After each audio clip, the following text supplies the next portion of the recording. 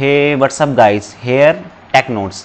तो गाइस, जैसे कि आपको पता है आज के टाइम में टेक्नोलॉजी इतनी तेज़ी से ग्रो कर रही है।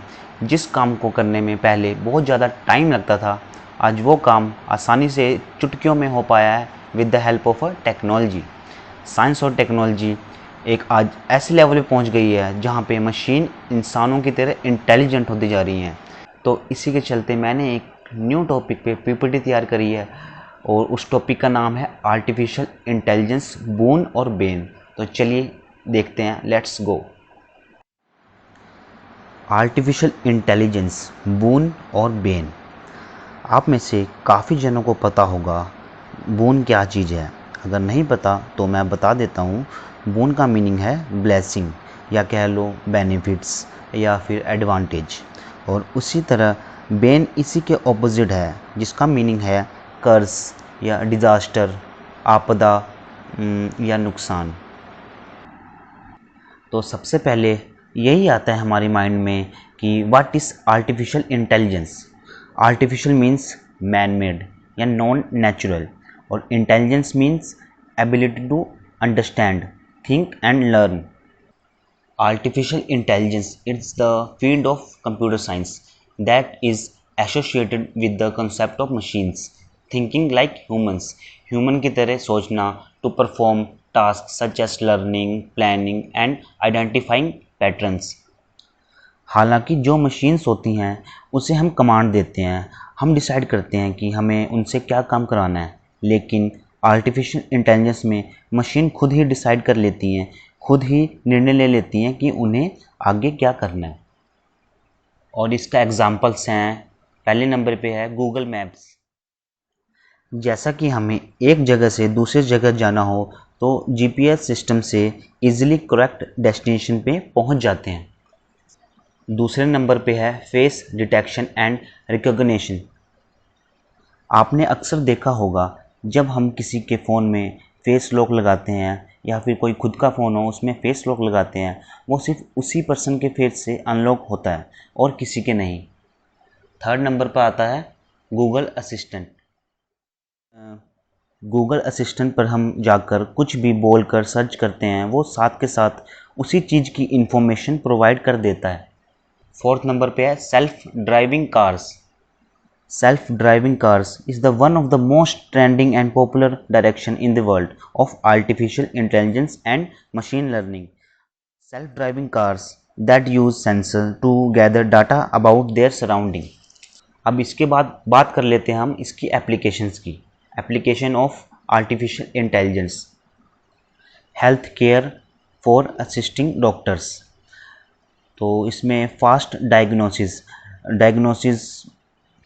एआई की हेल्प से जो डायग्नोसिस है वो काफ़ी फास्ट हो गया है, तो डॉक्टर्स को काफ़ी हेल्प मिल जाती है ताकि ट्रीटमेंट जल्दी से जल्दी शुरू कर पाएँ।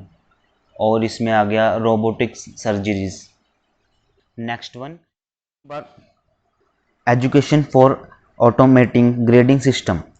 आजकल स्कूलों में, कॉलेजेस में कोरोना टाइम पे क्लासेस ऑनलाइन लग रही हैं, जिसके चलते टीचर्स टेस्ट लेते हैं ऑनलाइन, एमसीक्यू वगैरह, तो उसका रिज़ल्ट साथ के साथ मिल जाता है, आपने कितने सही करे हैं और आपने कितने गलत करे हैं। ये सब हो पाया है with the help of AI. AI in gaming, जैसे चेस हो गई, लूडो हो गई, एक साइड हम होते हैं और दूसरी side computers. Next one is AI in social media.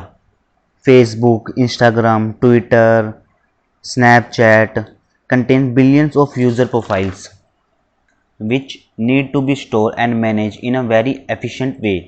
जो AI है वो मैनेज और ऑर्गेनाइज करती है large amount of data in social media. Some factor supports AI is a boon as well as bane। AI is a boon। First, daily usage.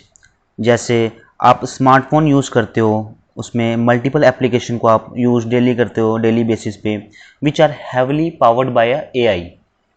Second, perform a complex task. कोई भी मुश्किल काम हो या कोई भी मुश्किल टास्क हो, एआई की हेल्प से आप चुटकियों में कर पाओगे। Virtual assistant. Virtual assistant is an application program that can understand natural human language. Space exploration. इंसानों को स्पेस में ले जाना काफ़ी रिस्की है, बट रोबोट को हम ऐसी किसी भी जगह पर भेज सकते हैं जहां ह्यूमन नहीं जा सकते। तो हमने अभी बात करी थी AI इज़ अ बून, तो अब बात करते हैं हम AI इज़ अ बेन। तो पहले नंबर पे आता है हाई कॉस्ट। AI के आने से ओबियसली इसकी जो कॉस्ट है वो काफ़ी हाई होगी। Lack of experience. Humans depends on their experience and do the same in their future, whereas machines do not have experience. Machines do not react to the environment, and this what create the difference between human and machines. Robots taking control. जैसा कि हमने terminator movie में देखा है कि artificial intelligence एक time पे जब इंसानों से आगे निकल जाए तो हो सकता है वो इंसानों को खतरा समझकर पूरा कंट्रोल अपने हाथों में ले ले। Last one is unemployment. Robots के आने से काफ़ी लोगों की जॉब चली जाएगी, इंसानों को रोबोट से रिप्लेस कर दिया जाएगा। AI completely take over the human jobs. तो इसका कंक्लूजन ये निकल के आता है, Artificial intelligence is an emerging and most advanced field and very important. It has provided mankind a powerful tool. Development of AI, we can achieve a better world. Yeah, obviously. हमने देखा किसी चीज़ की अच्छी चीज़ भी होती है और उसकी डार्कर साइड भी होती है। तो इसी की है एक darker side. They may become so advanced, they can replace human and this is the greatest threat to mankind। लगी है PPT, प्लीज़ कमेंट करके ज़रूर बताएं और काफ़ी इंटरेस्टिंग टॉपिक्स मैं न्यू आगे लेके आता रहूँगा।